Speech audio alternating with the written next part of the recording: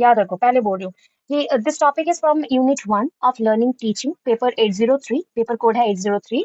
And ये paper का जो भी क्वेश्चंस हैं जो लर्निंग स्ट्रेटेजी से रिलेटेड है, these are the short question, ये सारे शॉर्ट क्वेश्चन है। इफ लॉन्ग में आ गए तो चार स्ट्रेटेजीज हैं, चार स्ट्रेटेजीज को अब दो दो के ग्रुप में कंबाइन करके लॉन्ग में दे सकता है। ठीक है, लॉन्ग में दे सकता है। कुछ कॉमन पोर्शन बोलूंगी, जिनको याद रहेगा प्लीज नोट डाउन कर लेना आजकल के अंदर, अदरवाइज भूल जाओगे, अदरवाइज भूल जाओगे क्या बोला। ठीक है, सो पहला पॉइंट ये है, differentiate between the collaborative and cooperative learning. और मैं क्या क्वेश्चन दिया, what is the importance of collaborative learning in creative positive atmosphere in the classroom. आप बोलोगे मैम अभी हिंदी में क्या है, कोलैबोरेटिव कोऑपरेटिव दोनों ही आपके प्रेजेंट है। ठीक है, एंड उस टॉपिक के अकॉर्डिंग, ये टॉपिक के अकॉर्डिंग बोला गया कि कोलैबोरेटिव लर्निंग होता क्या है। नॉट ऑडिबल, फिर से बोल रहा हूँ नॉट ऑडिबल। मतलब कोलैबोरेटिव लर्निंग क्यों चाहिए एक पॉजिटिव एटमोस्फेयर को क्रिएट करने के लिए, और how can we actively engage the students. देखो कोलैबोरेटिव लर्निंग में हम बच्चों को ना एक्टिवली एंगेज करते हैं, वो कोऑपरेटिव लर्निंग में भी सेम ही होता है, मिलजुल के पढ़ना। ठीक है, एक दूसरे को हेल्प करना अपने कॉमन गोल को अचीव करने के लिए, हमारा जो लक्ष्य है ना उसको पूरा करने के लिए ये बहुत इंपॉर्टेंट है लर्निंग एक्टिविटीज। और क्या है, what is the significant using of using the core value of collaborating learning in facilitating learning। अगर कोलैबोरेशन को यूज करना है फैसिलिटेटिंग लर्निंग के लिए, मतलब लर्निंग अपॉर्चुनिटीज को, लर्निंग के जो लक्ष्य होते हैं, लर्निंग के जो मतलब उपाय होते हैं उसको पाना है, मतलब उसके थ्रू लर्निंग को पूरा करना है, तो उसमें कोलैबोरेशन का, एक साथ मिलकर काम करने का क्या मतलब होता है। ठीक है, ये चार क्वेश्चंस यहाँ पे मेंशन है, चार क्वेश्चंस, उसके अकॉर्डिंग अभी टॉपिक स्टार्ट होगा। नेक्स्ट जो लास्ट में टॉपिक एक मेंशन होगा वो है आपका पीयर ट्यूटरिंग, वो अलग सा क्वेश्चन है। ये दोनों का आने के चांसेस रहते हैं लॉन्ग क्वेश्चन के अकॉर्डिंग, तो मैक्सिमम हम ट्राई करेंगे कि ये दो क्वेश्चन को एक साथ मिला के लिखें। ठीक है, यहाँ पे एक पॉइंट देखो क्या लिखा गया, ये कॉमन पोर्शन है, पहला पार्ट कॉमन दे रही हूँ, जो कि लर्निंग स्ट्रेटेजीज किसको बोलते हैं वो लिखा जाएगा। What do you mean by learning strategies. Learning strategy जैसे टीचिंग के स्ट्रेटेजीज होते हैं वैसे लर्निंग के स्ट्रेटेजीज होते हैं। अब बोलो कि मैम स्ट्रेटेजीज का मतलब क्या है, मान लो कि उस स्ट्रेटेजी का यूज करके, उस मेथड का यूज करके और इस प्रक्रिया का यूज करके हम आगे बढ़ सकते हैं पढ़ाई में, सीखने में और पढ़ाने में, तो उस कंसेप्ट के अकॉर्डिंग यहाँ पे लर्निंग स्ट्रेटेजीज मेंशन होता है। तो in our day to day life, हमारे जो दैनंदिन जीवन काल है, ठीक है, हम लोग क्या करते हैं ना, एवरीडे के बेसिस पे कुछ ना कुछ सीखते हो, एवरीडे कुछ ना कुछ सीखते हो ना। सो हम ये चाहते हैं कि हम नई नई चीजों को सीखें।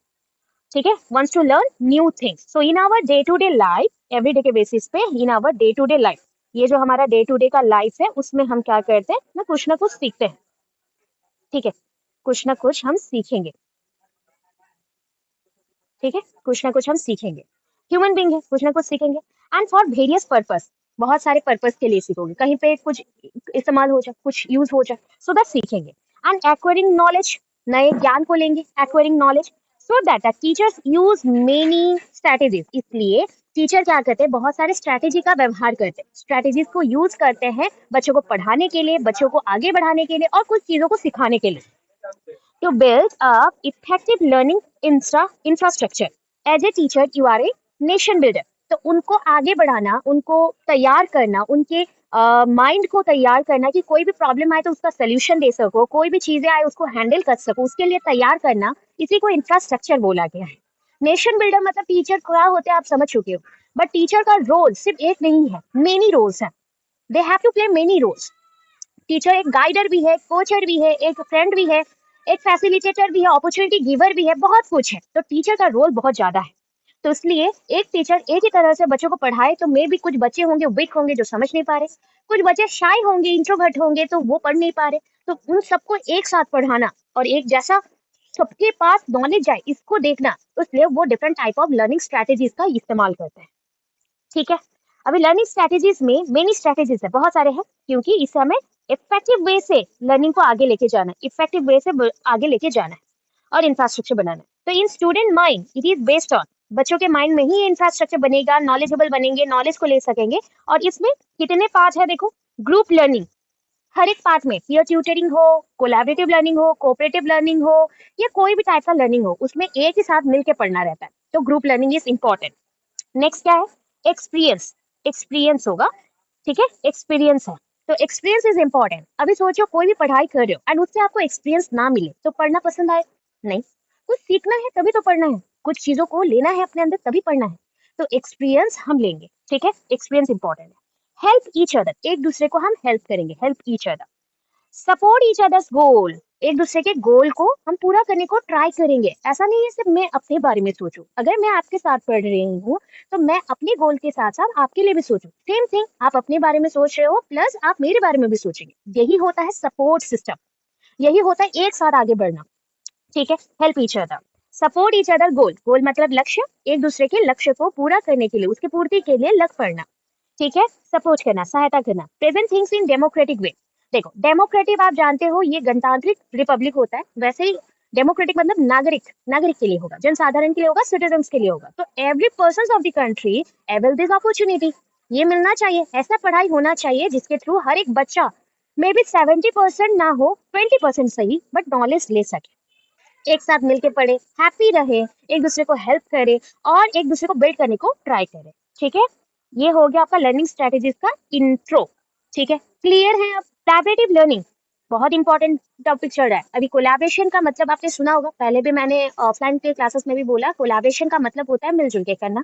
एक कॉमन गोल के लिए हम लोग मिलजुल के काम करेंगे। जैसे कि दो ओनर्स हैं, ओनर तो जानते हो मतलब एक घर के मालिक दो हैं, ठीक है। तो दोनों को ही समान चाहिए ना, मतलब एक इक्वल चीज चाहिए। मुझे भी अगर इस घर से 1 करोड़ मिलते हैं तो 50 लाख मुझे चाहिए, तो तुम्हें भी 50 लाख चाहिए, तो वैसे होता है, मिलके काम करेंगे उस घर के लिए। तो दैट इज अ कोलैबोरेशन। वैसे ही आपने रील्स में देखा होगा, कुछ ब्रांड का देखा होगा कि ये दोनों कोलैबोरेशन में काम कर रहे हैं, ये ब्रांड उस ब्रांड के साथ कोलैबोरेशन में ये डिस्कवर किया, ये नया चीज बना डाला, तो ये कोलैबोरेशन है, ठीक है। अभी कोलैबोरेटिव लर्निंग क्या होता है, तो ये तो पॉइंट सही हो गया कि कोलैबोरेटिव मतलब मिलके करना है, समझ गए। So collaborative learning is an educational approach, ये क्या है, एक एजुकेशनल अप्रोच है, पढ़ने का ही अप्रोच है जिससे आप कुछ सीख सकते हो, for teaching and learning that includes A group of students working together. यहाँ पे टीचिंग लर्निंग तो है, अधिगम शिक्षण है, जहाँ पे ग्रुप ऑफ स्टूडेंट्स और ग्रुप ऑफ लर्नर्स भी बोल सकते हो, एक साथ काम करेंगे, working together to solve a problem, एक प्रॉब्लम का सोल्यूशन देने के लिए, और टू कंप्लीट ए टास्क और to create a product. Same चीज मेंशन किया जाएगा कोऑपरेशन में भी, ठीक है। अभी सोचो मैं आपको कोऑपरेट कर रही हूँ, मेरा बेनिफिट इतना है कि मुझे कुछ एक्सपीरियंस मिल रहा है मेरे टीचिंग जॉब के लिए, ठीक है, मेरे टीचिंग जॉब के लिए कुछ एक्सपीरियंस मिलेगा, ठीक है।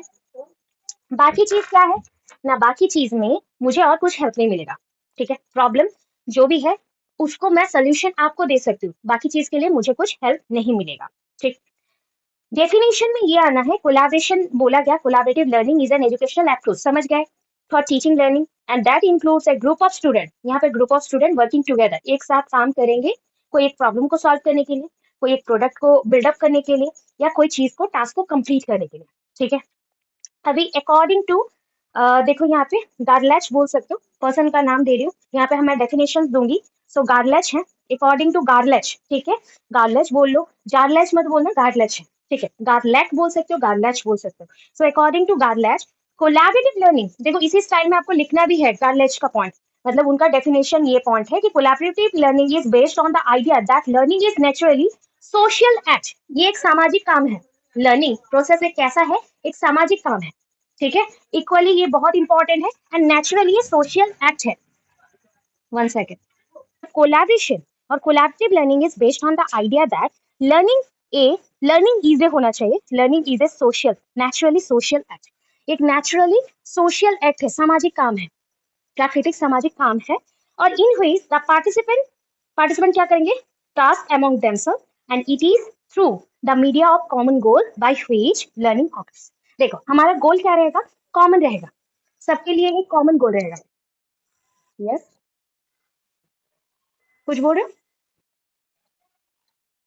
लर्निंग नेचुरल वे में ही होता है, एक सोशल एक्ट है, और इसमें सबको अपने अपने बारे में भी सोचना पड़ता है, ठीक है। जो भी पार्टिसिपेंट्स हैं यहाँ पे टास्क करते हैं, कोई काम करता है, आपका टास्क क्या है, आप लोग सारे पार्टिसिपेंट्स हैं, अभी लर्निंग का आपका टास्क क्या है कि रेगुलर पढ़ाई करना, रेगुलर पढ़ाई करना, एंड इट इज, हम लोग एक दूसरे के साथ कैसे कनेक्टेड है बोलो, थ्रू ए कॉमन गोल, हमारे पास एक मीडिया है या कॉमन गोल है, वो कॉमन गोल क्या है, लर्निंग, कॉमन गोल क्या है, लर्निंग है, लर्निंग का टास्क है, और उसी के थ्रू लर्निंग एक्चुअली में प्रोड्यूस भी होता है और उसका प्रोडक्ट भी आता है, ठीक है। ये पॉइंट है। अभी देखो characteristics of collaborative learning, collaborative learning का कैरेक्टरिस्टिक्स क्या है ना, it is an umbrella for a variety of educational approaches, बहुत सारे अप्रोचेस के लिए, जैसे सोच लो एक साथ पढ़ाई करना, एक दूसरे के लिए हेल्प करना और एक दूसरे के कॉमन गोल को फुलफिल करना और आगे बढ़ना, एक दूसरे को सपोर्ट करके कुछ अपॉर्चुनिटीज को लेना। तो ये सारे चीजों के लिए एक अम्ब्रेला जैसा है, छतरी जैसा है, जो कवर अप करता है इन सारे पॉइंट्स को। So it is an umbrella for a variety of educational approaches. ये अम्ब्रेला जैसा है वेराइटी ऑफ एजुकेशनल अप्रोचेस के लिए, and involving joint intellectual efforts of students or efforts by students, teachers or student teacher together। यहाँ पे जितने students हैं अपना जॉइंट इफेक्ट दिखाएंगे।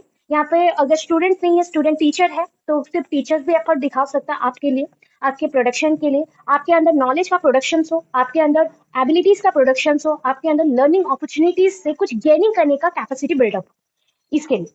एंड स्टूडेंट टीचर का रिलेशन भी हो सकता है, एफर्ट्स हो सकते हैं, मिले जुले एफर्ट्स भी हो सकते हैं। ठीक है, नेक्स्ट पॉइंट पे चलते हैं। तो नेक्स्ट पॉइंट पे क्या मेंशन है देखो, usually students are working in groups. यहाँ पे स्टूडेंट कैसे काम कर रहे हैं, वर्किंग इन ग्रुप्स, एक साथ मिलकर काम कर रहे हैं, ग्रुप में काम करेंगे, टीचर हो स्टूडेंट्स हो, अगर स्टूडेंट टीचर का ग्रुप बना है वो भी मिलकर काम करेंगे, एंड स्टूडेंट स्टूडेंट का ग्रुप बना है तो वो भी मिलकर काम करेंगे। ठीक है, working in group of 2 or मोर, एक से 2 ग्रुप या 2 से ज्यादा ग्रुप यहाँ पे बन सकते हैं। ठीक है, जो कि म्यूचुअली सर्चिंग करेंगे फॉर अंडरस्टैंडिंग और सोल्यूशन और क्रिएटिंग ए प्रोडक्ट, एक साथ मिलकर काम करने के लिए, प्रोडक्ट बनाने के लिए, सोल्यूशंस देने के लिए और अंडरस्टैंडिंग को आगे बढ़ाने के लिए। जब हम लोग पढ़ाई करते हैं एंड सपोज आप क्लास में एब्सेंट रहते हो, तो आप किससे पूछोगे, अपने दोस्तों से पूछते हो, एक दूसरे को हेल्प करते हो। तो वही पॉइंट है यहाँ पे कि अंडरस्टैंडिंग लेवल बढ़ेगा। तो हम सर्चिंग किसके लिए कर रहे हैं, अंडरस्टैंडिंग के लिए। हम क्या चीज ढूंढ रहे हैं, सॉल्यूशंस ढूंढ रहे हैं कि एक साथ हम कोई प्रॉब्लम का सोल्यूशंस निकाल सके, हम क्या कर सकते हैं और प्रोडक्ट निकाल सकते हैं। क्या प्रोडक्ट, लर्निंग प्रोडक्ट्स। ठीक है, नेक्स्ट देखो, collaborative learning is based on the idea that learning is a naturally social act in which the participant task among them. ये पॉइंट ऊपर भी समझाया था कि ये एक कोलैबोरेशन लर्निंग में होता है, या कोलैबोरेटिव लर्निंग क्या होता है ना, ये डिपेंड करता है किस पे, आइडियाज पे। कौन से आइडियाज पे, लर्निंग आइडियाज पे, जो एक साथ मिलके करना है। और पार्टिसिपेंट जो यहाँ पे है वो एक साथ मिलके क्या करेंगे ना, ये तो एक सोशल एक्ट है, बिकॉज हम सब मिलके काम कर रहे हैं एंड एक दूसरे के ऊपर टास्क कंप्लीट करते हैं। कौन सा टास्क, लर्निंग टास्क। एंड ये लर्निंग टास्क से क्या होगा, ईच पार्टिसिपेंट्स को अपने एम्स फुलफिल होंगे। ठीक है, नेक्स्ट पॉइंट है, collaborative learning is a situation. कोई सिचुएशन मतलब लर्निंग सिचुएशन। कोलैबोरेटिव लर्निंग एक सिचुएशन भी है in which 2 or more people learn or attempt to learn something together. यहाँ पे एक और एक से ज्यादा और 2 या 2 से ज्यादा उतने लोग एक साथ मिलके कुछ अटेम्प्ट करेंगे, मतलब पार्टिसिपेट करोगे तभी तो सीखेंगे। Attempt to learn something together, एक साथ मिलके कुछ सीखने के लिए हम आगे बढ़ेंगे। ठीक है, it is based on the common task, एक कॉमन टास्क के ऊपर बेस्ड है। कॉमन गोल रहेगा, कोई एक ही काम रहेगा पर्टिकुलर, 10 लोग एक साथ काम करें तो कॉमन गोल रहेगा। And each individual depend on each other, each individual एक दूसरे के ऊपर ही निर्भर रहेंगे। जितने भी एक कॉमन टास्क के लिए जुड़े हुए हैं एक साथ ग्रुप बना के, वो टाइम के साथ साथ एक दूसरे के ऊपर डिपेंडेंट रहेंगे। ठीक है, नेक्स्ट क्या है, ये कोलैबोरेटिव लर्निंग लिखा गया। Collaborative learning activities can include, क्या क्या इंक्लूड करता है ना, इंक्लूड करता है कोलैबोरेटिव राइटिंग, एक साथ राइटिंग करना, जॉइंट प्रॉब्लम सॉल्विंग, मिलके कोई प्रॉब्लम का सोल्यूशन निकालना, डिबेट्स, एक में होता है ना पॉजिटिव नेगेटिव, डिबेट्स में पूरे होते कोई एक टॉपिक के बेसिस पे, कभी नेगेटिव पॉइंट्स को भी हम एक्सेप्ट करते हैं, कभी पॉजिटिव पॉइंट्स को भी एक्सेप्ट करते हैं। ग्रुप प्रोजेक्ट्स, आप लोगों ने स्कूल के टाइम पे क्या होगा, group exhibition, group projects, assignment work, तो वो सारा कोलैबोरेशन में भी जाता है, कोऑपरेटिव में भी जाता है। ठीक है, कोलैबोरेशन में भी जाएगा, कोऑपरेटिव में भी जाएगा। क्या हम इतना क्लियर के लिए सेम है, तो फिर से बता रही हूँ, role of a teacher portion same रहेगा, जस्ट लाइक लर्निंग स्ट्रेटेजी जैसे सेम है 4 पार्ट के लिए, वैसे role of a teacher same रहेगा 4 पार्ट के लिए। Peer tutoring, group learning, cooperative learning and collaborative learning same रहेगा। तो आपको बस लिखना है लर्निंग स्ट्रेटेजीज इंट्रो में, देन जो टॉपिक आया हुआ है उसका intro meaning definition, then characteristics if present है उसको लिखो, फिर रोल ऑफ ए टीचर लिखो, फिर मेरिट डिमेरिट्स लिखो। इतने में आपका पोर्शन कंप्लीट होना चाहिए। एक एक पार्ट 3 से 3.5 पेज के अंदर कंप्लीट होना चाहिए, 3.5 पेज के अंदर कंप्लीट हो जाना चाहिए। सो यहाँ पे देखो, टीचर एंड टीचिंग क्या होता है, पहले मैंने इंट्रो दिया, थोड़ा सा खुद को यूनिक बनाने को ट्राई किया है, सो थोड़ा सा चेंज करोगे तो teacher is a knowledgeable person. Teacher कौन है, एक नॉलेजेबल पर्सन होते हैं teacher, who imparts knowledge to the knowledgeless person. अभी अगर हम हिंदी में लिखेंगे तो बुद्धिहीन हो जाएगा, ज्ञानहीन हो जाएगा, तो उतना नहीं। सपोज आपको एक सब्जेक्ट पे कम नॉलेज है, एक बच्चे को नॉलेज नहीं होगा, क्या कोई भी पोर्शन में थोड़ा बहुत नॉलेज होगा, वो पूरा ही गधा नहीं हो सकता, ना ही वो पूरा ही नील होगा, ऐसा नहीं है, कोई भी पर्सन नील नहीं होता है। सो दैट मीन्स हमें इतना समझाना है कि कोई एक सब्जेक्ट में तुम्हें जो नॉलेज नहीं है, टीचर उसके एक्सपीरियंस से उस नॉलेज को तुम्हें प्रोवाइड करता है। यही होता है टीचर का रोल एंड यही होता है टीचिंग प्रोसेस। ठीक है, this is your teaching process और शिक्षण विधि। तो teacher is a knowledgeable person. Teacher कौन है? नॉलेजेबल। एंड नॉलेजलेस कौन है? जो सामने वाला है, स्टूडेंट हो सकता है, लर्नर हो सकता है, कोई भी पर्सन हो सकता है, मे बी उस सब्जेक्ट में उसका नॉलेज कम हो। तो teacher is a knowledgeable person who imparts, imparts मतलब देना, कैटरिंग लिख सकते हो, सर्विंग लिख सकते हो, ठीक है, ये वर्ड लिख सकते हैं। देना क्या देंगे? नॉलेज देंगे टू द नॉलेजलेस पर्सन। ठीक है। Teaching can be defined as, teaching को कैसे डिफाइन करें? Teaching can be defined as engagement with the learners to enable their understanding in skillful way. Teaching can be defined as, teaching को कैसे हमने define किया ना, टीचिंग डिफाइन कर सकते हैं engagement with the learners to enable their understanding. Teaching ऐसा होना चाहिए जिसमें हम बच्चों को जोड़ सके, ठीक है, एक जगह जोड़ सके और उनको हम उन क्या समझाना है, एक्चुअली अंडरस्टैंडिंग लेवल को उनका इंक्रीज करवाना है। ठीक है, वो जैसे समझदार बन सके, कोई चीजों को समझ सके, प्रॉब्लम सॉल्विंग कर सके, इस लेवल को बढ़ाना है, उस स्किल को, कौशल को बढ़ाना है बच्चों के अंदर। ठीक है। अभी ये एक डायग्राम देना, क्योंकि हमें डायग्राम देना नीड होता है। इस क्वेश्चन में कोई डायग्राम हमने मेंशन नहीं किया था, तो थोड़ा सा प्रेजेंटेशन को चेंज करने के लिए डायग्राम जरूर देना। ठीक है, अभी कौन सा टॉपिक चल रहा है? रोल ऑफ ए टीचर इस क्वेश्चन में ऐड हुआ है, तो हम दे सकते हैं ये डायग्राम। तो टीचिंग कैसा है? ट्राइपोलर प्रोसेस है, ट्राइपोलर प्रोसेस है। यहाँ पे तीन शीर्षक होते हैं, तीन शीर्षक, that is first one is the teacher, second one is the student and third one is the curriculum. तो teacher, student, curriculum, teacher, student, curriculum. Teacher जो नॉलेज को इम्पार्ट करे, जो देता है, स्टूडेंट जो लेता है, एंड करिकुलम एक मीडिया जैसा काम करेगा। मीडिया है, माध्यम, अच्छा बड़ा हो गया, ओके, माध्यम है, माध्यम जैसा काम करेगा। ये माध्यम है, मीडियम है, ठीक है, मीडियम है। तो मीडियम जैसा यहाँ पे हम काम करेगा। सो इस माध्यम के थ्रू टीचर क्या करता है? नॉलेज को बच्चों को देता है। ठीक है, सो ये बहुत ही इंपॉर्टेंट है। Without this teacher can not help the student, तो बच्चों को हेल्प नहीं कर पाएगा, तो ये इंपॉर्टेंट था। डेफिनेशन थोड़ा सा दे दो teaching related. So according to English dictionary, English dictionary के हिसाब से क्या है ना, teaching is a process of transfer of knowledge. Teaching क्या है ना, टीचिंग एक process of transfer of knowledge है, नॉलेज ट्रांसफर करने के लिए हेल्प करता है। किसको हेल्प करेगा ना? टीचर को हेल्प करेगा। किसे देने के लिए? स्टूडेंट को देने के लिए। तो teaching, teaching is a process of transfer of knowledge, ज्ञान को ट्रांसफर कर रहे हो, दे रहे हो from teacher to student. Teacher अपने से स्टूडेंट को प्रोवाइड कर रहा है। ठीक है, अभी नेचर ऑफ ए टीचर कैसा होना चाहिए, ये डायग्राम बना लेना, शॉर्टकट डायग्राम है। तो यहाँ पे हम क्या करेंगे? नेचर और कैरेक्टरिस्टिक्स ऑफ ए टीचर। तो पंचुअलिटी होना चाहिए, पंचुअलिटी होना चाहिए। पंचुअल मतलब जानते हो हम, मतलब जो काम को सही तरीके से करे, जो समय के अनुसार करे, वैसा होना चाहिए, पंचुअल होना चाहिए, अपने टाइम में ऑलवेज ऑन टाइम होना चाहिए। बहुत टीचर होते हैं जो एक काम को बोले हो आज करने के लिए, वो कल करके लाएंगे। मतलब टीचर भी होते हैं कुछ, मतलब आज पढ़ाना था, नहीं नहीं बाद में पढ़ाऊंगा, मुझे आज अच्छा नहीं लगा, हमेशा टालते रहेंगे। कुछ टीचर होंगे वो सोचते हैं कि हम लोग को जॉब मिल गया है तो हम लोग हमेशा लेट करेंगे बच्चों को नॉलेज देने में, या फिर हम लोग अपने हिसाब से करेंगे, टाइम में नहीं आएंगे स्कूल। तो ये सारे रॉन्ग कंसेप्ट है। इसलिए पंचुअलिटी सबसे इंपॉर्टेंट चीज है कि वो तत्पर रहे, कार्य तत्पर रहना, काम के लिए आगे रहना, समय के अनुसार चलना, ऑन टाइम रहना। वेल ऑब्जर्वर, ऑब्जर्वर बहुत अच्छा होना चाहिए। देखो एक टीचर का पॉइंट क्या है ना, वो ऑलवेज अपने स्टूडेंट को, जितने भी क्लास में स्टूडेंट हो, 50-60 जितने भी स्टूडेंट होंगे, उनके ऊपर वो नजर रखी, अच्छे वाले नजर रखी, जैसे कि समझ सके कौन सा बच्चा क्या कर रहा है, कैसा है और कैसे उनको हैंडल करना है। नेक्स्ट, वेल डिजर्व काउंसिलर भी हैं। एक्चुअली सारे टीचर्स वेल डिजर्व काउंसिलर्स ही होते हैं। अगर अच्छे टीचर्स हैं, वो ऑलवेज अपने पॉइंट्स के थ्रू बच्चों को हैंडल करेंगे, समझाएंगे, बच्चों को गाइड करेंगे। ठीक है, बच्चों के अंदर जो प्रॉब्लम्स होता है, कभी कभी ना साइकिक प्रॉब्लम्स आता है, दिमागी प्रॉब्लम्स आता है कि वो ज्यादा डर जाते हैं, कभी कभी बच्चे सुसाइड अटेम्प्ट कर लेते हैं, कुछ नेगेटिव पॉइंट पे चले जाते हैं। तो उसको काउंसलिंग करने का कैपेसिटी किसके पास है? टीचर के पास है, पहला टीचर के पास। ठीक है, next, act like a role model. Teacher यहाँ पे रोल मॉडल जैसा काम कर रहा है, जिसको देख के बच्चे अट्रैक्ट होंगे और उस जैसा बनने को ट्राई करेंगे ऑलवेज। नेक्स्ट वन है गुड इन प्रोनाउंसिएशन। ऑलवेज देखना, एक बोलोगे मैम जो बोल नहीं पाते हैं, थोड़ा थोड़ा बोलते हैं, वो टीचर नहीं बोल सकते क्या? बन सकते हैं, बट वो क्लू के थ्रू पढ़ाएंगे, वो हिंट के थ्रू पढ़ाएंगे, ज्यादा बात नहीं करेंगे। अगर वो बोलने में कुछ प्रॉब्लम है तो लिख के पढ़ाएंगे। And most of the time ये जनरल टीचर का आइडियल कंसेप्ट चल रहा है, क्योंकि मैक्सिमम लोग तो और हैंडीकैप नहीं होते हैं, और मैक्सिमम लोग तो बोल नहीं पाते, ऐसा नहीं हो सकता, बोलते हैं। So that teacher always pronunciation में गुड होना चाहिए। उनके मुंह से कोई भी मतलब नेगेटिव थिंग, जो गलत थिंक है वो नहीं आना चाहिए, ऑलवेज पॉजिटिव में रहेंगे और अच्छे अच्छे बात बोलेंगे, प्लस वेल प्रोनाउंसिएशन वाले होंगे, जो भी क्लियरली बोल सके, क्लियर कट।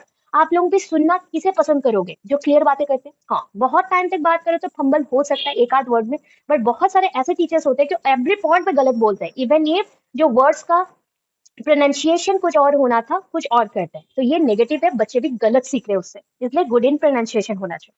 गुड कम्युनिकेटर होंगे, जो बातचीत कर सके प्रॉपरली, आपको आपके प्रॉब्लम से निकाल सके, तो कम्युनिकेटर होना ही चाहिए। आपको मॉडिफाई कर सके, आपके पेरेंट्स को भी हेल्प कर सके, सपोर्ट कर सके आपके ग्रोथ के लिए। ठीक है, काइंड इन नेचर, दया भाव उनके मन में होना चाहिए ऑलवेज। ठीक है, सिंपैथी एम्पैथी दोनों रहेगा, दया भाव में दोनों रहेगा। नॉलेजेबल वन और स्कॉलर बनेंगे, विद्वान व्यक्ति रहेंगे। ठीक है, विद्वान व्यक्ति बोला गया, फीमेल और मेल नहीं बोल रहे, विद्वान रहेंगे, स्ट्रांग होंगे, विद्वान होंगे। Must be a good friend, आपके अच्छे दोस्त भी होंगे। ऑलवेज ना इनका नेचर क्या रहेगा बताओ, काम नेचर के होंगे, कूल काम, शांत रहेंगे। जो टीचर ऑलवेज गुस्सा हो जाते हैं ना, उनका क्या होता है, ट्रांसफर भी जल्दी हो जाता है, प्लस उनसे बच्चे बहुत डरते हैं, जो उनके डाउट्स भी होने से बच्चों और डर के पूछते नहीं है टीचर्स को, बच्चे बच्चों टीचर्स को और नहीं पूछते, तो ये रॉन्ग है। बच्चे को कामली समझाओ। ठीक है, अगर बच्चा रॉन्ग करता है तो 3 वे से उसका सोल्यूशन दिया जाता है, सपोर्टिव, प्रिकॉशटिव एंड, और एक रहता है आपका सपोर्टिव हो गया, प्रिकॉशटिव हो गया, और एक होता है जस्ट लाइक डायग्नोस्टिक। ठीक है, तो 3 वे से हम बच्चों को सोल्यूशन दे सकते हैं, कि बच्चों में अगर प्रॉब्लम है तो उसको पहले फाइंड आउट करके सोल्यूशन देना। एक होता है कि बच्चे कुछ प्रॉब्लम कर सकते हैं, इसी को सोच के प्रेडिक्ट करके पहले से सोल्यूशन दे देना। और बच्चे को पहले ना थोड़ा सा सपोर्ट दो, फिर उसके बाद देखना बच्चा खुद ओपन अप होकर, अगर कुछ भी गलत करता है खुद से ही बोल देगा। अगर आप फ्रेंडली नेचर के तो सब कुछ वो बोल देगा। So that is must be a good person. फिर क्या है, गुड फ्रेंड भी होना चाहिए, गुड पर्सन भी होना चाहिए अपने लाइफ में भी। एग्जैक्टली क्या होता है, जब अपना professional life and real life में दोनों केसेस में आप एक जैसे ही रहते हो, तो आपको मेहनत कम करनी पड़ती है। ठीक है, अदरवाइज आप अपने प्रोफेशनल लाइफ में अलग टाइप के बिहेव करोगे और पर्सनल लाइफ में अलग टाइप के रहोगे। पर्सनल लाइफ में आप झूठ बोलते जाओगे और प्रोफेशनल लाइफ में बोलोगे आप एक अच्छे टीचर हो तो सच बोलोगे, तो ये रॉन्ग कंसेप्ट में जाता है। इसलिए एट ए टाइम सेम ही रोल प्ले करो, गुड पर्सनालिटी दोनों वे में रखना है। ठीक है, दोनों जगह पे क्रिएटिव पर्सनालिटी भी रखना है, क्रिएटिव आइडियाज। एक टीचर ऑलवेज अपडेटेड फॉर्म में रहेगा, वो अपडेटेड रहेगा हर एक पार्ट में, जैसे भी कोई नया चीज आता है तो खुद से वो पढ़ के बच्चों को बताएगा, और क्रिएटिव होगा, कुछ ना कुछ नया चीज सिखाएगा, तो क्रिएटिव पर्सनालिटी भी होना चाहिए टीचर के पास। Nature of characteristics of a teacher आया तो ये लिखना है। ठीक है, अब characteristics of an ideal teacher, वो नॉर्मल टीचर का था, ये अब आइडियल टीचर का कुछ पॉइंट्स बोला जाएगा। ठीक है, अब क्या हुआ, टीचर शुड हैव काम नेचर, टीचर के पास क्या रहना चाहिए, काम नेचर होना चाहिए। Charming face and pleasant, pleasant आप क्या बोल सकते हो, प्लीजेंट मोमेंट हो सकता है, प्लीजेंट बिहेवियर हो सकता है, बिहेवियर लिख देना। And should have extrovert person. ठीक है, should have extrovert person.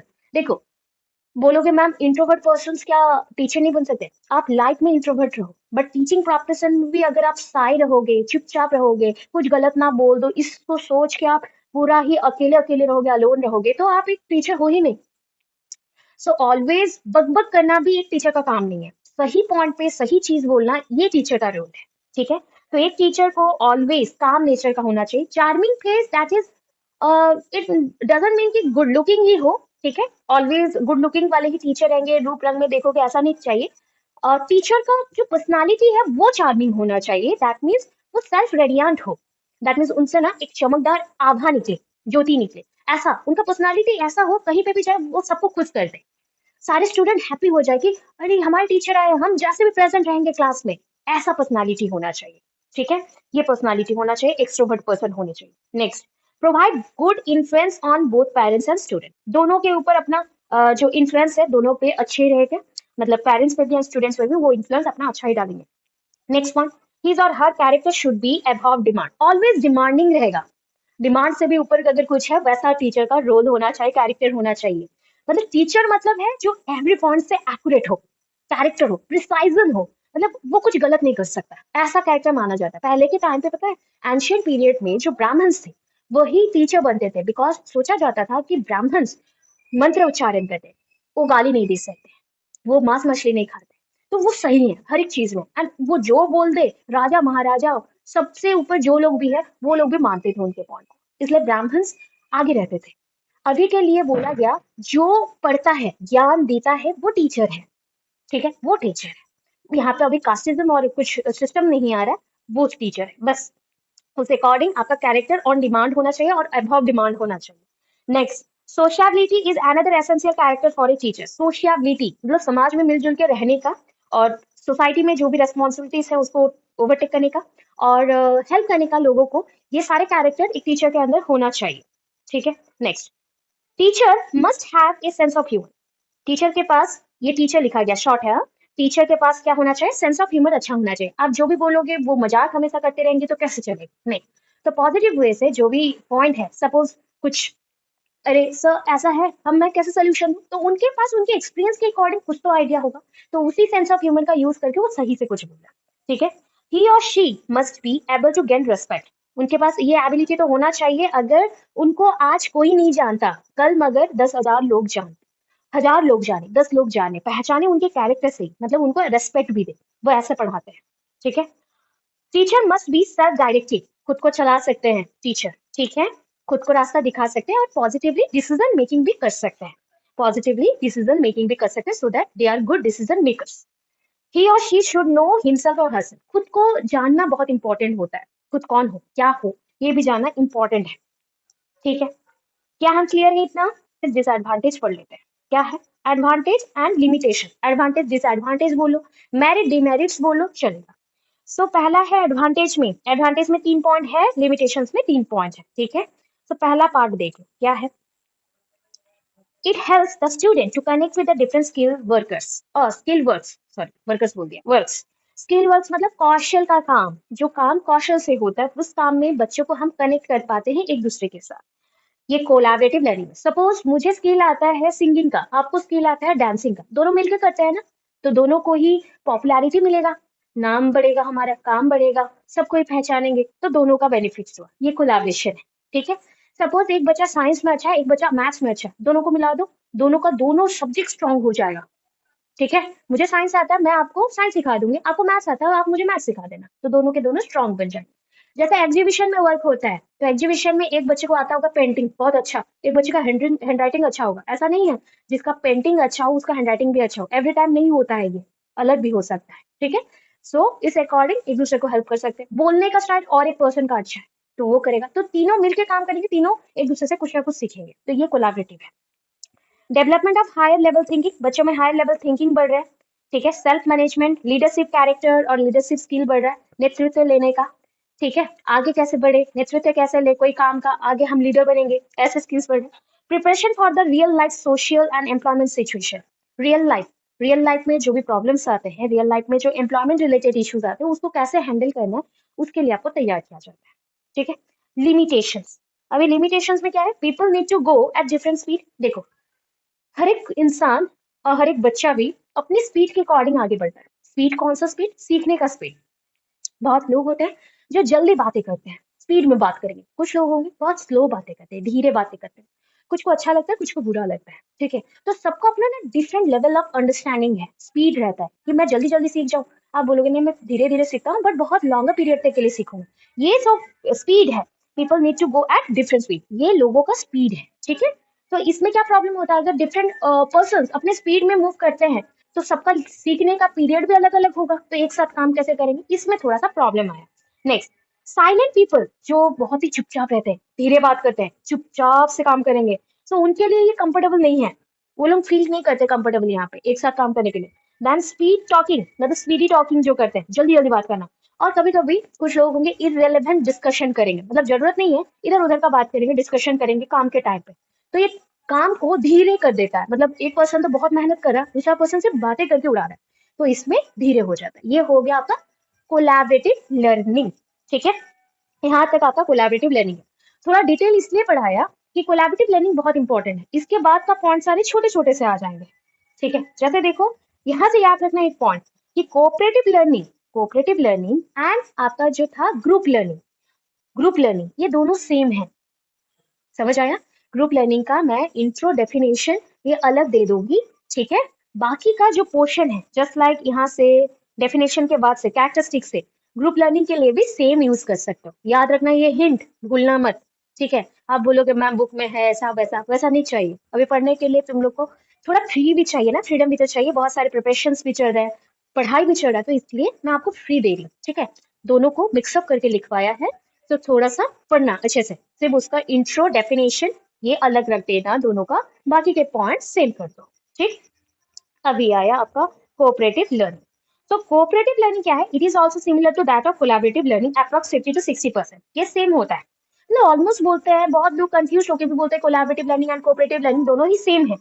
Cooperative learning is a technique, ये एक टेक्निक है that allow students to learn from each other. देखो, एक दूसरे से सीखने के लिए मौका देता है ये, ठीक है, वहां पे एक दूसरे के साथ हम काम करते हैं और यहाँ पे एक दूसरे को हम मौका देते हैं, ठीक है, अलाउ करते हैं कि हम एक दूसरे से सीखे कुछ अच्छे से एंड गेन इंटरपर्सनल स्किल। मगर हम सीखने के बाद अपना अपना स्किल सीख रहे हैं, मुझे जो स्किल चाहिए आपसे मैंने सीख लिया, आपको जो स्किल चाहिए मुझसे सीख लो, इतना हुआ, सेम ही पॉइंट पे चल रहा है।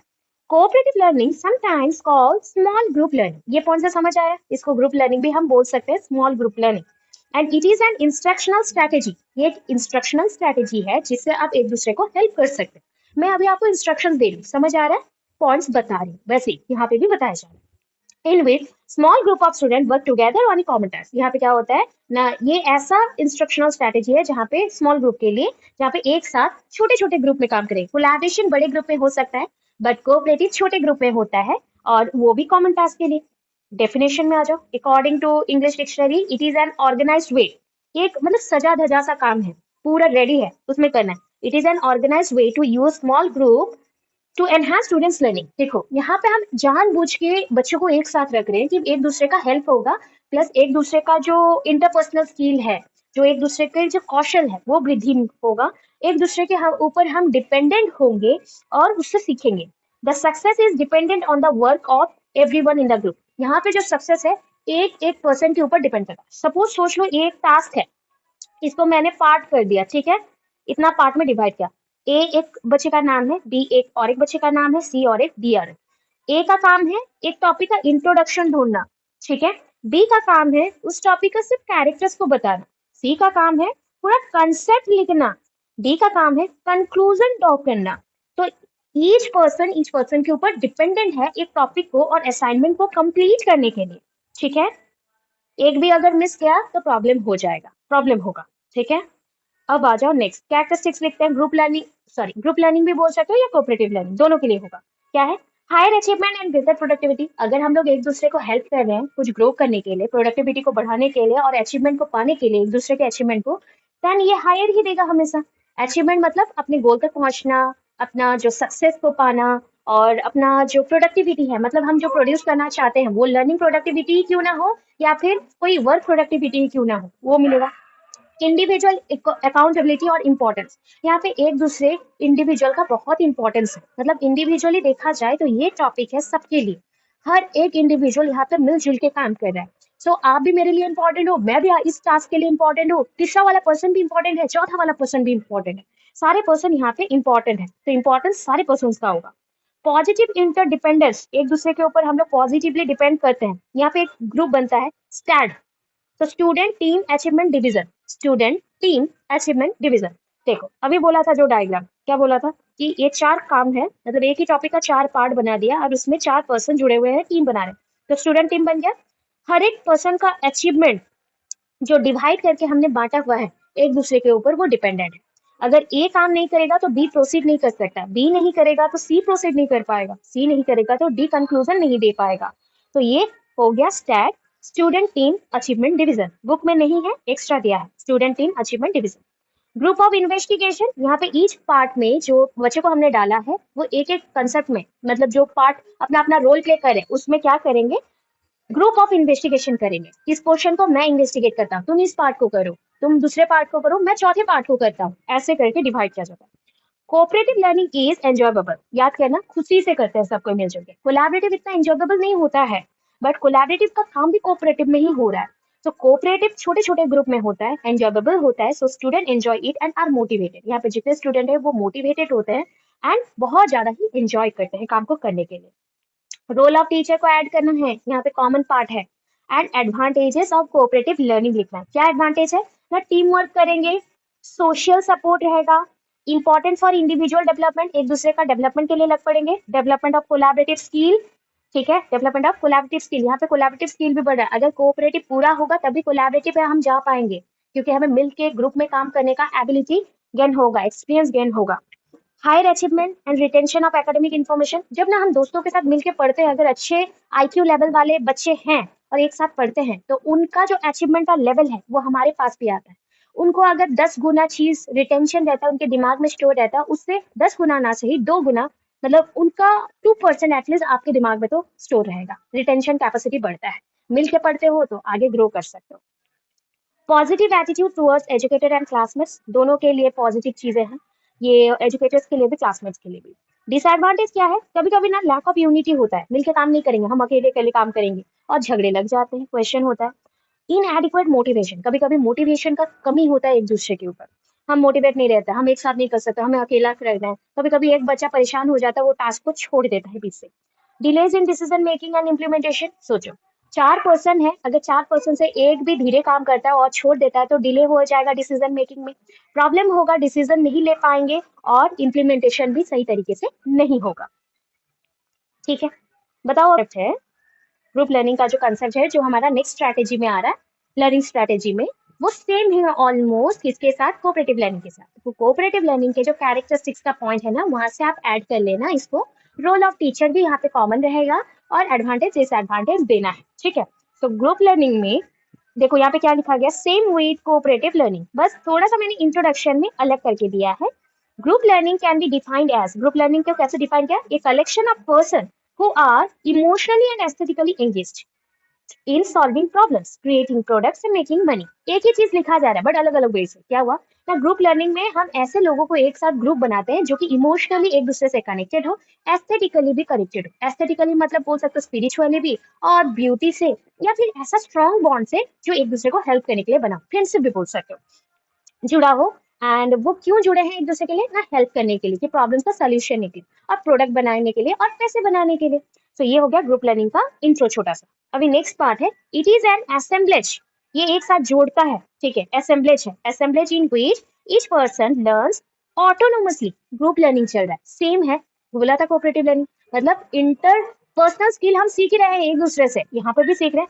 एक एक पर्सन स्वयं शासित, मतलब स्वयं से सीख रहा है, मैं आपसे थोड़ा खुद से ही अपने वे से सीख रहा हूँ और आपके साथ काम कर रहा हूँ ना, तो आपके एक्सपीरियंस, एबिलिटीज, हैंडल करने का कैपेसिटी मैं सीख रहा हूँ, कुछ तो सीख रहा हूँ। तो यही होता है way of learning from others, others से सीखना। मीनिंग में क्या है, any kind of work which is done in A group, that is called group learning. कोई भी टाइप का काम हो, कोई भी चीजें सीख रहे हो ग्रुप में, वो ग्रुप लर्निंग होता है।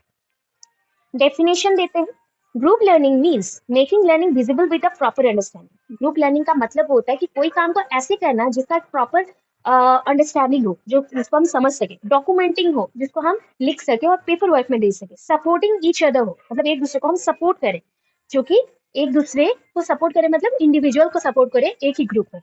तो ये ग्रुप लर्निंग है। पढ़ने के लिए एक दूसरे को समझना पड़ेगा, एक दूसरे को हेल्प करना पड़ेगा, एक दूसरे को सपोर्ट करना पड़ेगा, डॉक्यूमेंट भी बनाने पड़ेंगे, एक दूसरे के साथ शेयर करने पड़ेंगे, जो ग्रुप में एक्टिविटीज होंगे। कैरेक्टरिस्टिक्स देखो यहाँ पे डी एंड किया, सेम विद कोऑपरेटिव लर्निंग है कैरेक्टरिस्टिक्स, उसके साथ 2 ऐड कर देना। एक है team work and sharing of knowledge, आप चाहो तो सब में भी ये पॉइंट लिख सकते हो, सब में सेम ही आएगा। ठीक है, चलो और क्या है, innovative ideas, innovative ideas and include social values and interest. Social values मतलब आप समाज में काम करते हो तो आपका एक दूसरे के साथ बहुत ही कनेक्शन है, सोशल वैल्यू रहता ही है, मैं आपके लिए सोचूंगी, आप मेरे लिए सोचोगे, सोशल वैल्यू रहता है, इंटरेस्ट भी रहता है। तो ये होता है एक दूसरे के लिए करना है। ग्रुप में लर्न कर रहे हो, कोऑपरेटिव लर्न कर रहे हो, तो इनोवेटिव आइडियाज भी आएंगे, नए नए आइडियाज भी आएंगे, नए नए मौके मिलेंगे, आइडियाज मिलेंगे, ये भी रहेगा। ठीक है, एडवांटेज डिसएडवांटेज कोऑपरेटिव लर्निंग के साथ सेम रहेगा। ऐड करना है रोल ऑफ टीचर यहाँ पे भी, अगर इंडिविजुअल क्वेश्चन आता है सेम करके लिखना है। ठीक है, जो कोलैबोरेटिव लर्निंग में लिखा था। Next, peer tutoring.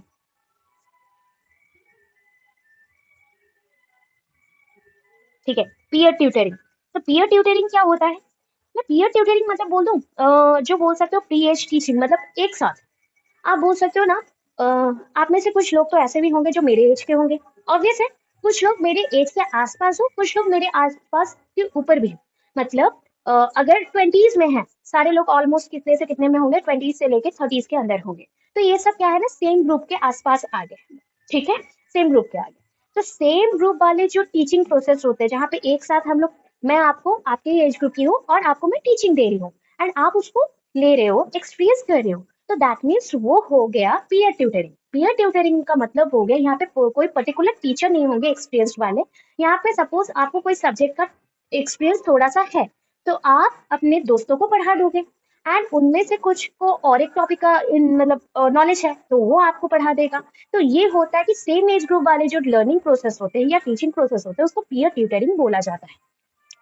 तो peer tutoring is a flexible, ये बहुत ही ज्यादा फ्लेक्सिबल होता है, ठीक है, फ्लेक्सिबल पॉइंट है, प्री एज टीचिंग है, involve students of same age group. Involve किसको कर रहा है? सेम एज ग्रुप वाले को, सेम एज ग्रुप वाले को, ठीक है। यहाँ पे जो भी टीचिंग होगा सेम एज ग्रुप, मतलब दोस्तों के साथ पढ़ना। यहाँ पे कोई टीचर नहीं चाहिए, टीचर होगा बस गाइड करने के लिए, फैसिलिटीज देने के लिए, कि आपको क्लासरूम छोड़ देगा एक टॉपिक डाल के कि एक दूसरे को हेल्प करते हुए पढ़ लो। तो वो हो गया आपका पीयर ट्यूटरिंग, ठीक है।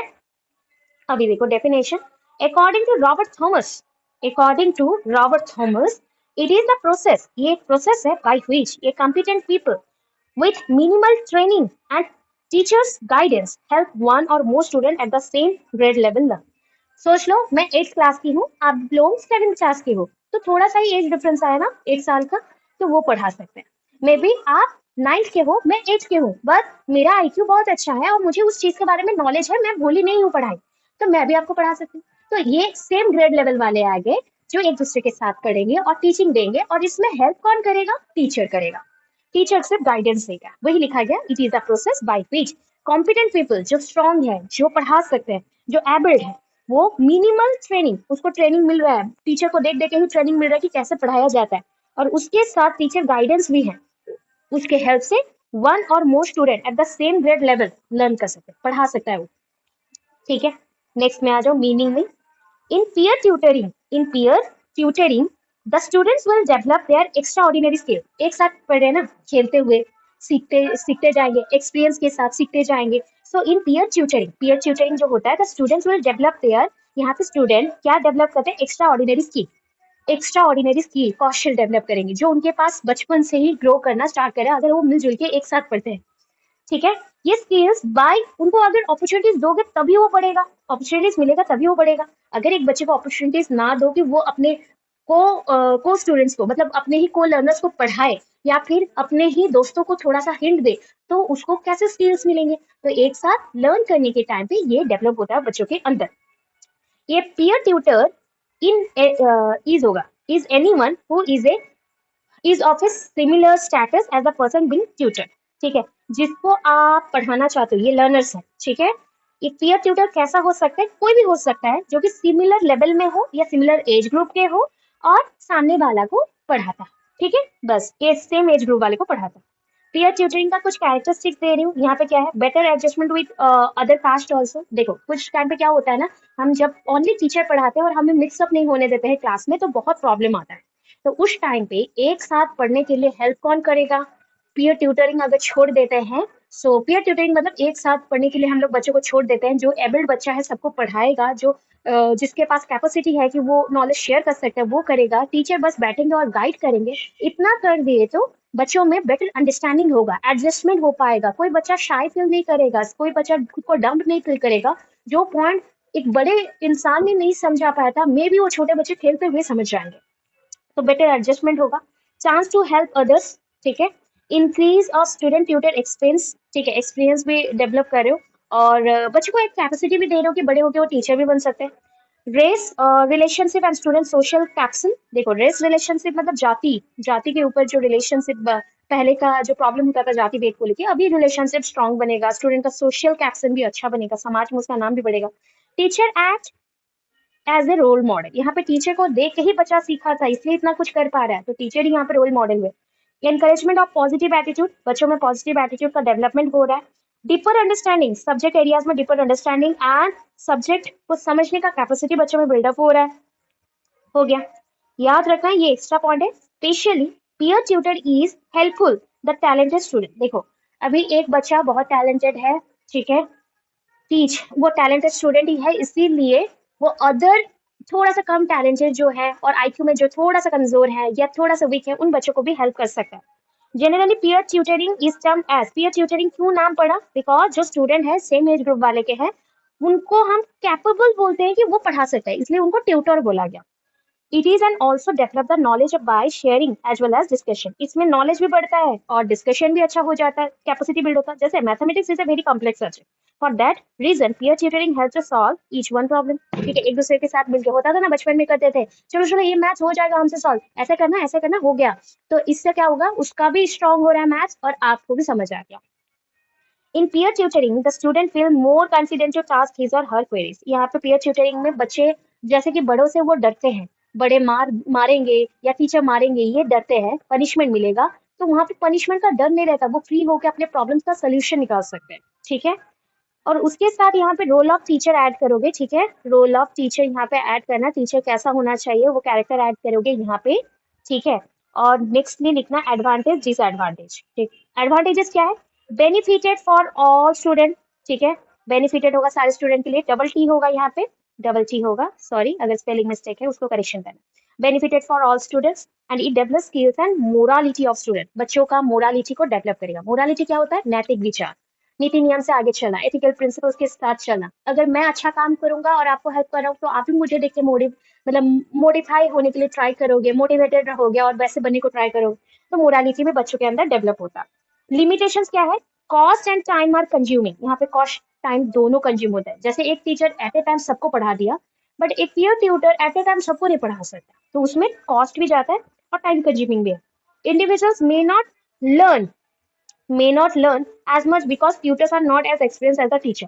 देखो कभी कभी क्या होता है ना, peer tutors अच्छे हैं बट सारे टॉपिक्स peer tutors अपने हिसाब से जो सीखे उसी के हिसाब से पढ़ाते हैं, तो मे बी उनका कैपेसिटी उतना नहीं होगा कि बच्चे को और किसी वे से पढ़ाया जाए जो समझ पाए, एक्सपीरियंस नहीं होगा, तो ये प्रॉब्लम होता है। बाकी यहाँ पे आपका एंड हो गया। ठीक है, देखो cooperative learning, collaborative learning, group learning, peer tutoring same type का है, तो सेम ये जो लास्ट दो पढ़े हो उस नोट्स में भी प्रेजेंट है, कोई प्रॉब्लम नहीं है। कोऑपरेटिव एंड कोलैबोरेटिव में देखो देखो कोऑपरेटिव में क्या होता है, stresses the product of working together. हम ना ज्यादा प्रोडक्ट पे ध्यान देते हैं कि क्या रिजल्ट आएगा, क्या रिजल्ट आएगा, क्या रिजल्ट आएगा। यहाँ पे भी सेम चीज है, बट यहाँ पे प्रोडक्ट पे ज्यादा ध्यान दिया जाता है, तो यहाँ पे प्रोसेस पे ज्यादा ध्यान दिया जाता है कोलैबोरेटिव में, कि किस वे से हम लोग कंप्लीट करें। वहां पे है क्या प्रोडक्ट आएगा, हमको पता नहीं है कि कौन सा प्रोसेस में हो रहा है, ये बेसिक डिफरेंस है। Learning style has American root. यहाँ पे जो लर्निंग स्टाइल है ये अमेरिकन रूट से है, यहाँ पे ब्रिटिश रूट से है। ठीक है, इंटरैक्शन जो हो रहा है, जो भी हम फैसिलिटेट कर रहे हैं यहाँ पे, द अकम्प्लिशमेंट ऑफ गोल, क्यों हम लोग इंटरेक्ट कर रहे हैं एक दूसरे के साथ, क्या अपॉर्चुनिटीज मिल रहा है ना, हम गोल को कंप्लीट करेंगे। यहाँ पे ये पर्सनल लाइफस्टाइल जैसा है। ठीक है, यहाँ पे बच्चे खुद से सेल्फ गवर्न स्टूडेंट्स हैं, मतलब यहाँ पे खुद से ही बच्चे खुद को चलाएंगे और कॉमन गोल के लिए काम करेंगे। यहाँ पे इंस्ट्रक्शंस मिलेगा प्रॉपरली, ये इंस्ट्रक्शन सबके लिए सेम रहेगा। यहाँ पे इंस्ट्रक्शन सबके लिए प्रोजेक्ट के अकॉर्डिंग डिफरेंट हो सकता है। Each person is responsible for complete a task. ठीक है, जो भी टीममेट्स होंगे, जो भी पोर्शन के लिए काम करे, मैंने सर्कल में बताया था आपको, वो पोर्शन के लिए एवरी पर्सन यहाँ पे रेस्पॉन्सिबल होगा। बट यहाँ पे लोग काम तो कर रहे हैं, student work together on A project and begins with the mutual trust, एक दूसरे के ऊपर ट्रस्ट पहले करेंगे। ठीक है, ये बहुत टाइम टेकिंग है, लॉन्ग टर्म के लिए होता है। ये छोटे मोटे ग्रुप्स के साथ हो सकता है, छोटा ग्रुप है जो पार्टिसिपेट करेंगे एक ही साथ और काम को कंप्लीट करने को ट्राई करेंगे। ये विजिबल होता है, यहाँ पे जितने भी इन्वॉल्वमेंट होते हैं पार्टिसिपेंट्स का वो विजिबल होता है, यहाँ पे विजिबल नहीं है। ये इंटरडिपेंडेंट है, ये भी इंटरडिपेंडेंट है। एंड एंटायरली न्यू वर्क को जनरेट करने के लिए एक साथ ही काम करना पड़ेगा, प्रोडक्ट को निकालने के लिए। थोड़ा थोड़ा ही डिफरेंसेस है, ज्यादा नहीं है। अगर देखना चाहते हो ग्रुप लर्निंग, ग्रुप में काम करना, how to solve a problem is their learning task, यही उनका लर्निंग टास्क है। बाकी के पॉइंट्स पीयर ट्यूटरिंग के साथ भी सेम होगा, कोऑपरेटिव लर्निंग के साथ भी सेम होगा, कि एक दूसरे को हेल्प करना, पढ़ाना, एक दूसरे को सपोर्ट करके आगे लेके जाना, वही स्पेसिफिक रोल्स है। तो ये नहीं पढ़ा रही हूँ, फिर भी एग्जाम से पहले वन टाइम दे के चले जाओगे, हो जाएगा, हमें ज्यादा नहीं चाहिए। मैं डिटेल पढ़ा चुकी हूँ, इसको एक बार रीड करना, समझ जाओगे, बहुत इजी वर्ड्स में है। बस कंपैरिजन के लिए एक साथ लिखा गया है छोटे छोटे हैंडराइटिंग में, ताकि समझ पाओ कौन से में क्या है। बाकी ये बोल दूं, सारे पॉइंट्स ना ऑलमोस्ट सेम है चारों स्ट्रैटेजीज का, सिर्फ नाम से ये लोग अलग है, थोड़ा बहुत एक आध लाइन में अलग मिलेगा, बाकी के पॉइंट्स सेम है। ठीक है, इतना है। आई होप समझ आया हो इतना आप लोगों को। Thanks for watching my videos. Guys, please subscribe my channel and share with your friends and family.